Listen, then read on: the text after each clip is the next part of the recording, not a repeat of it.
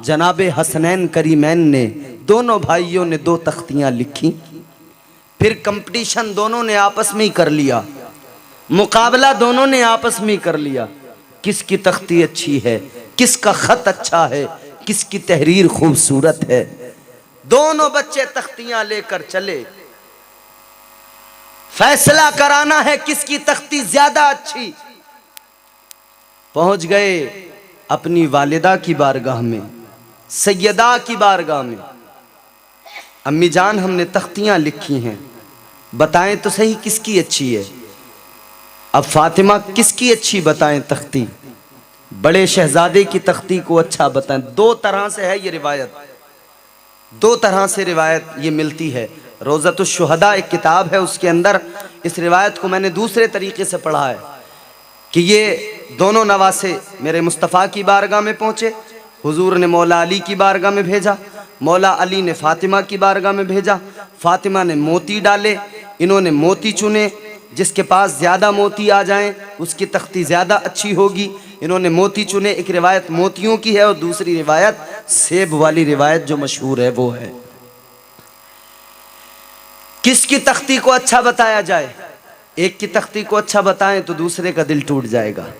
का अपने बाबा के पास चले जाओ, वो करेंगे फैसला। बाबा के पास पहुंचे, मौला अली मुर्तजा हैदर कर्रार हजरत मौला अली रदी अल्लाह ताला अन्हु ने देखा, दोनों शहजादों की तख्तियों को देखा, लेकिन फैसला नहीं किया, इसलिए कि अगर एक के हक में फैसला कर दिया तो दूसरे के दिल पर चोट लगेगी, दूसरे को तकलीफ पहुंचेगी। तो फिर दोनों मौला अली ने शेरे खुदा ने मेरे आका की बारगाह में रवाना कर दिया, जाओ जाओ जाओ, ये फैसला अपने नाना की बारगाह में करा लो, जाओ नाना मुस्तफ़ा की बारगाह में चले जाओ। नवासे आका की बारगाह में आ गए, या रसूल अल्लाह, हमने तख्तियां लिखी हैं आका, फैसला फरमा दीजिए किसकी तख्ती ज्यादा अच्छी है। अल्लाह अल्लाह, मेरे आका ने जब देखा तख्तियों को, अब मेरे मुस्तफ़ा भी इसी शशपंज में है कि आखिर किसकी तख्ती को अच्छा बताऊं, किसके हक में फैसला सुनाऊं। एक के हक में फैसला गया तो दूसरे का दिल टूट जाएगा, और मेरे आका को गवारा नहीं है कि किसी शहजादे का दिल टूट जाए, मेरे मुस्तफ़ा को गवारा नहीं है कि किसी शहजादे की आंख में आंसू आए। अल्लाह अकबर कबीरा। मेरे मुस्तफ़ा करीम ने फरमाया, ये फैसला बुलबुले सिदरा जनाबे जिब्राइल करेंगे, फरिश्तों के सरदार करेंगे। अल्लाह अकबर कबीरा। बुलबुले सिदरा आ गए, कहने लगे, या रसूल अल्लाह, फैसला मेरा नहीं, फैसला परवरदिगार का है, फैसला खालिक अर्ज़ो समा ने कर दिया है। अल्लाह अकबर। एक जन्नती सेब लेकर आए, बुलबुले सिदरा ने कहा, मैं सेब उछालूंगा। या रसूल अल्लाह, जिसकी तख्ती पे गिर गया बस उसकी तख्ती ज्यादा अच्छी मानी जाएगी, उसी के हक में फैसला दे दिया जाएगा। अल्लाह अकबर कबीरा। शहजादों ने तख्तियां आगे की, यूं तख्तियां आगे की शहजादों ने। हजरत बुलबुले सिदरा जनाब जिब्राइल अमीन, आपने वो सेब यूं फजा में उछाल दिया। सेब का उछलना था कि अल्लाह के हुक्म से वो सेब 2 टुकड़ों में बट गया और दोनों तख्तियों पे आधा आधा आकर गिर गया। गोया फैसला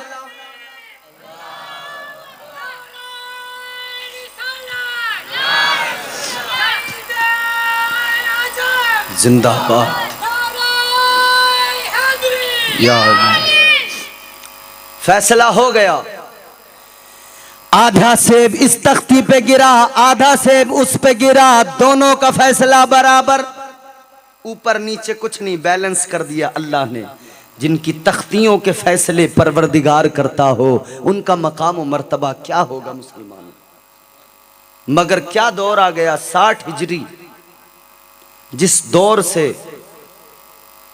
दौर के बारे में मेरे मुस्तफ़ा करीम अलैहिस्सलाम ने पहले ही खबरें दे दी थीं,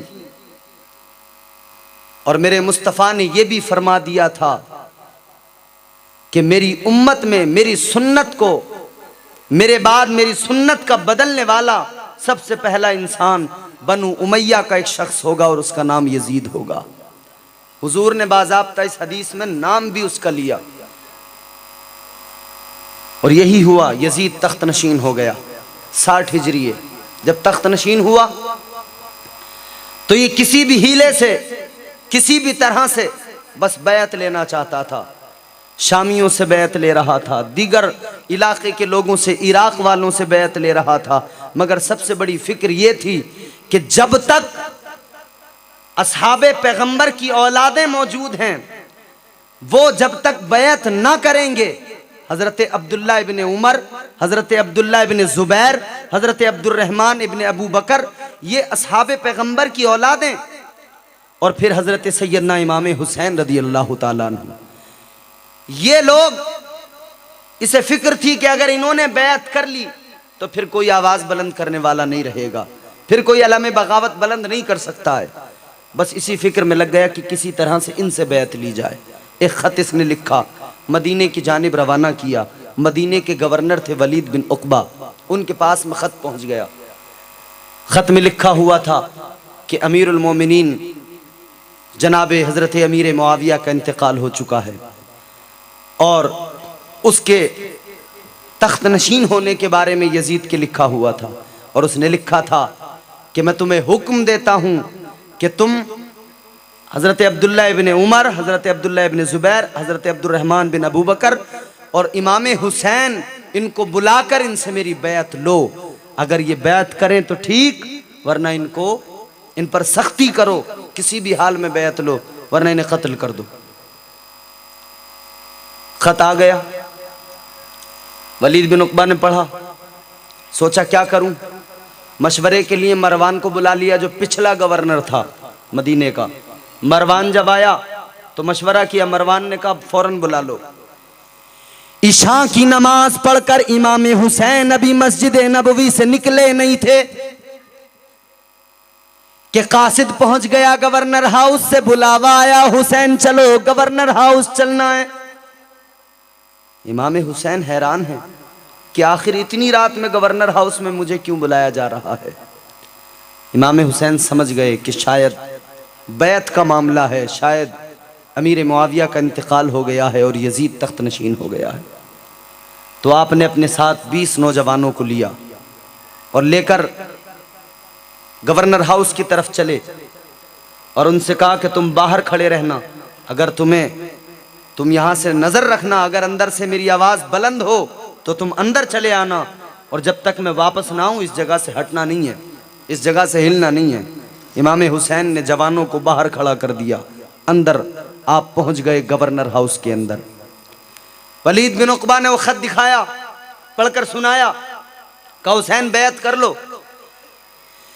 मेरे मौला इमाम हुसैन रदी अल्लाह ताला अन्हु ने फरमाया कि बैत ऐसे अंधेरे में छुप कर नहीं की जाती है, यूं तन्हाई में छुपकर अंधेरे में बैत नहीं होती है। अगर तुम्हें बैत लेनी है यजीद की तो कल दिन के उजाले में मदीने के लोगों को जमा करना, सबसे बैत का मुतालबा करना, वहीं पे हमसे भी सवाल करना बैत का, फिर वहां देखेंगे जो होगा कल होगा। अल्लाह अकबर। इतना कहकर इमाम हुसैन वहां से चलने लगे कि मरवान बैठा हुआ था। मरवान ने वलीद से कहा, ए वलीद इनको जाने न दो, को पकड़ो, अगर ये आज चले गए तो तुम्हारे हाथ नहीं आने वाले। अल्लाह अकबर कबीरा। वो मरवान कहता है इनसे बैत लो, अगर ये बैत करें तो ठीक है, वरना इनको कत्ल कर दो। इतना सुना मेरे हुसैन को जलाल आ गया। मेरे मौला हुसैन ने पलट कर कहा, ओ बेगैरत, तू मुझे कत्ल करने की बात करता है, क्या तेरे अंदर जुर्रत है कि तू मुझे हाथ लगा सके, तू मुझे कत्ल करेगा। अल्लाह अकबर कबीरा। इतना सुना ये खामोश हो गया। मौला हुसैन गवर्नर हाउस से बाहर निकल गए। जब बाहर निकले तो मरवान ने कहा, ए वलीद तुमने इनको जाने दिया, ये गलती की, अब तुम्हारे हाथ नहीं आएंगे।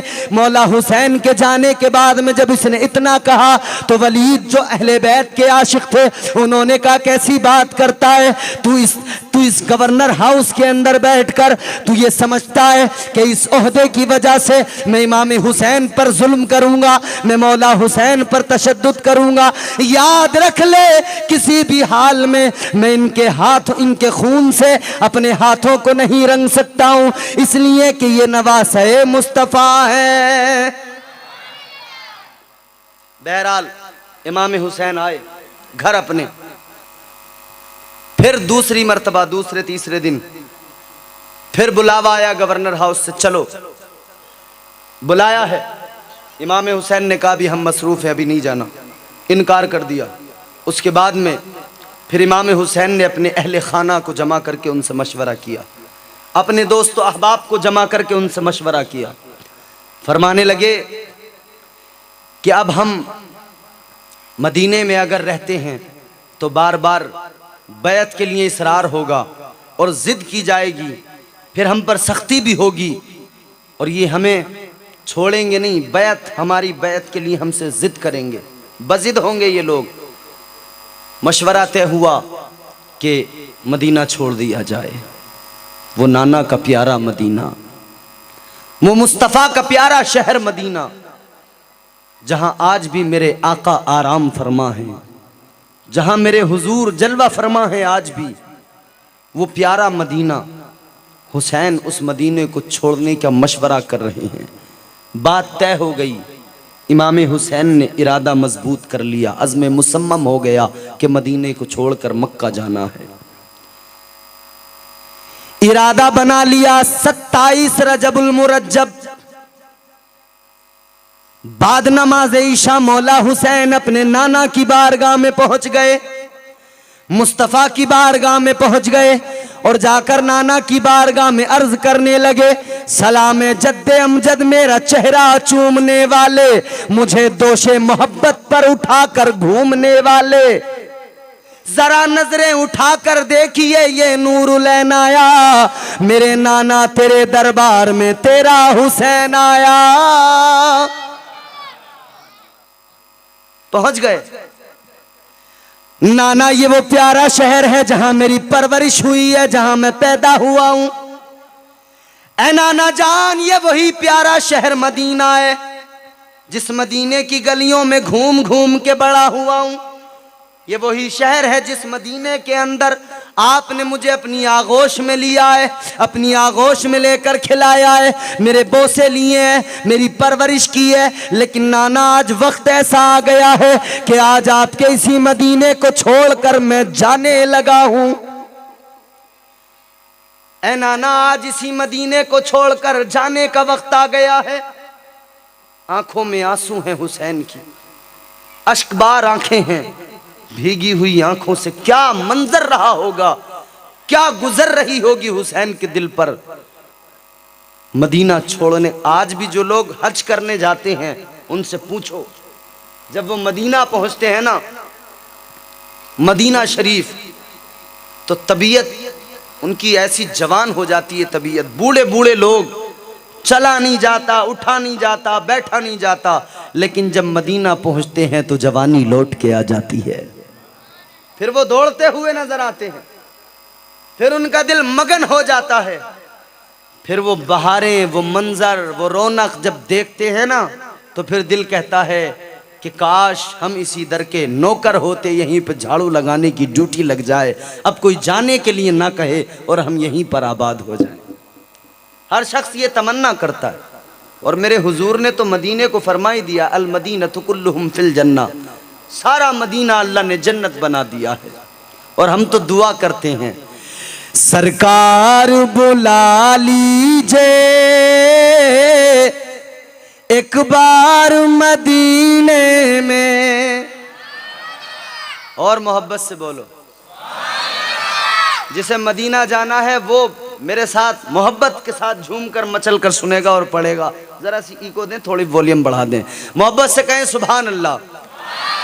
सरकार बुला लीजिए एक बार मदीने में, सरकार बुला लीजिए एक बार,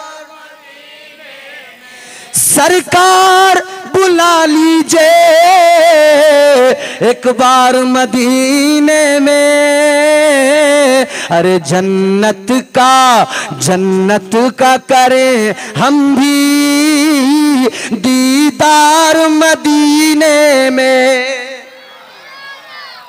जन्नत का करें हम भी।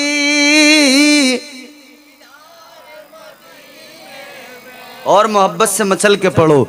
जन्नत का करें हम भी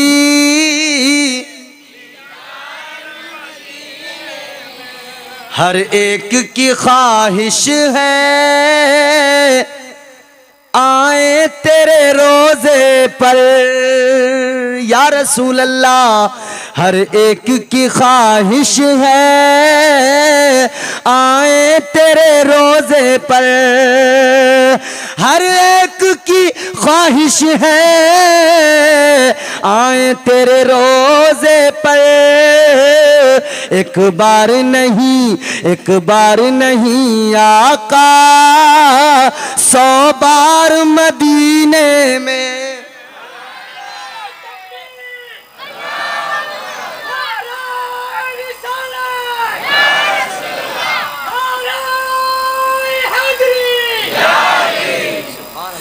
एक बार नहीं आका,